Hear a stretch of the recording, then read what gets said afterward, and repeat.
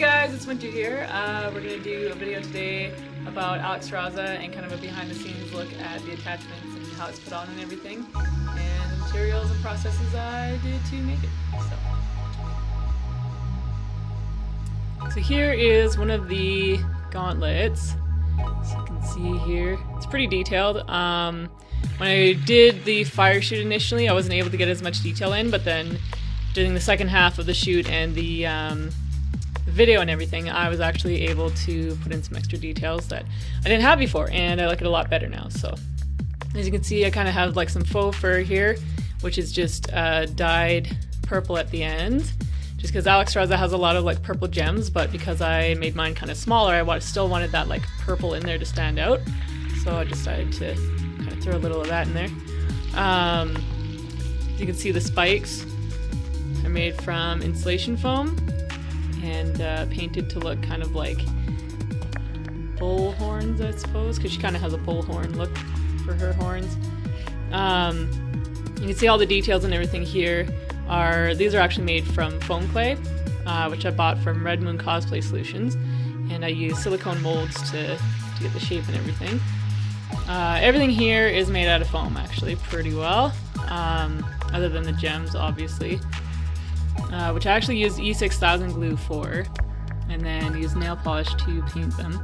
They're pretty neat looking. You can only really see them up close, unfortunately, and they aren't really exactly what I wanted them to turn out as, but they still look pretty good, and still pretty happy with it, considering how fast I had to do the build. So everything is painted in golden red, and then obviously with black lining and black dry brushing to kind of give it that tarnished brushed metal look. Around the spikes here, I actually used my hot tool and burned in some of the designs and stuff in here, just because I wanted to give it that sort of like burned insignia look. So it turned out alright, not exactly what I was hoping for, but it was, again, a new process that I tried, so good experiment.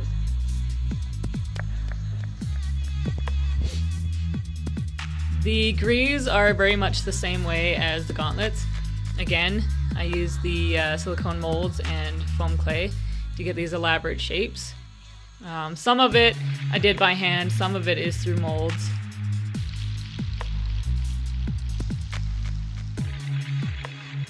This stuff is really great to work with. However, I don't recommend putting on anything that is going to be bending a whole lot, because as you can see, some of the cracks and stuff, because it bends so much, the foam clay doesn't sit as well as you would hope it would, and it tends to crack when it's in places that move around. So on unmoving parts, it's definitely a great material to use. I actually use zippers on the greaves, which I don't really recommend the way that I did it. I'm going to be finding a new way to attach these, because the zippers just didn't work out the way I was hoping to. You have to find zippers that are unattached, whereas mine were attached, so I had to actually like break them off, glue them, and then struggle with them for like 20 minutes before suit up. So you have to get the zippers that are not going to be, or like rather they can separate.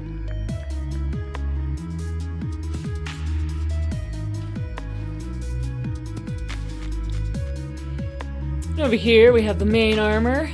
I just bought faux brown leather gloves and pants off of Amazon. The pants didn't fit as well as I had hoped they would. I mean, they fit, but they just didn't fit quite as well as I would hope. So I'm definitely going to be looking into getting some more of those. Faux fur on all the pieces as well, as you can see. The pauldrons here are made from EVA foam. Same processing and stuff as the rest of everything. The breastplate is actually made from a bra and foam base. I just find bras fit a lot better. Fits more snug, more secure, and I just like working with them better, but some people don't, so I mean, using foam cups is fine too. Obviously that works really well for a lot of people. Actually attach here to the bra with Velcro pieces. The bra straps are something I struggle with. I have to figure out how to hide them better. I easily could have put just like some leather foam looking pieces over top. I just got lazy. It was a stressful build and it took a long time and there was a lot of pressure with it, so I didn't end up necessarily putting in some of the details I had hoped for, but I can always build on it later and make it a bit better. As you can see, the breastplate has the most of the detail. I wanted it to be really elaborate looking. I was kind of going for a sort of Renaissance royalty kind of vibe. The entire armor is covered in scales, which are just burned in with a hot knife. Worked out pretty well, actually.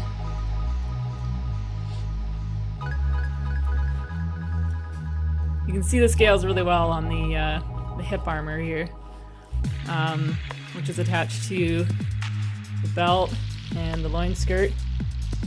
Got a chain here with some decorative jewels. The fabric is actually one of my favorite things about this costume. I found it in Fabricland, and I had previously picked a more like plush satin looking fabric, and then I saw this out of the corner of my eye just as I was going to check out, and it was black at first, so I didn't see it, and then as I moved it turned red and I was like, whoa, like what is that? And it just like caught my eye so much, and I really love it. Let's see better over here. As you can see, the hip pieces are attached with just a loop of foam over a belt. Just because they sit perfectly on my hips that way, and I can move them around if needed. The front piece of the belt here keeps them from sliding forward. Keeps them pretty well in position. This is a little detail that you don't see in the video or photos, really, because it was hidden by the cape. But I made the back piece look like the spikes of a dragon's, like dragon fins, I guess. I really like them. I kind of wish I had actually incorporated more of these into the costume, but maybe that'll come later. As you can see, for the fabric, I have two types of fabric for the cape. The cape was a hell of a struggle. Yeah, mostly because the material to work with and trying to get it to sit right on my body so it didn't look weird. But yeah, this under piece here is like a red with sort of ashy white and black speckles in it, which I thought looked really cool and kind of like battle worn. The headpiece here, I actually had to cut holes right through the wig to attach the horns inside, just because it's such a big piece, and trying to fit it over top just did not work.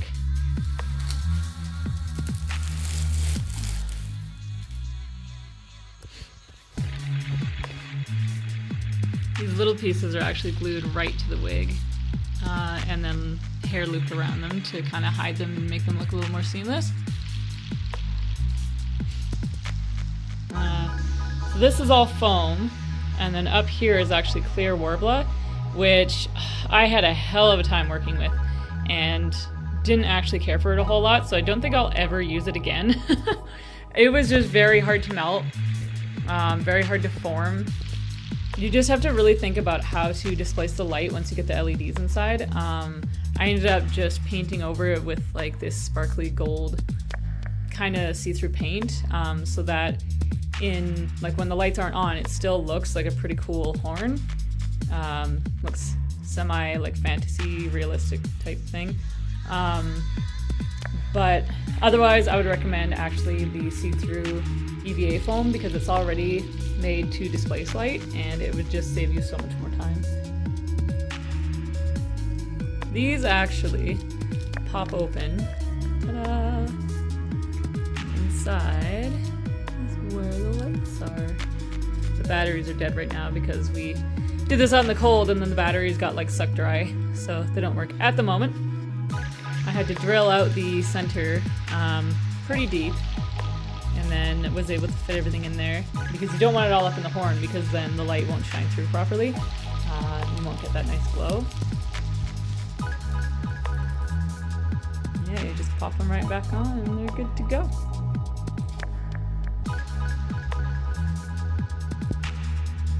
So that's the basic rundown of the Alexstrasza costume. I know some of you guys wanted to see like closer details and stuff like that, so I hope that kind of helped. And yeah, like I said, Alexstrasza was a very stressful build, just because there was so much pressure with the suit and with the photo shoot, and how much money went into it, time and people. So I tried a lot of new things with Alexstrasza and learned a lot of things about the costume and building, and even about myself as an artist.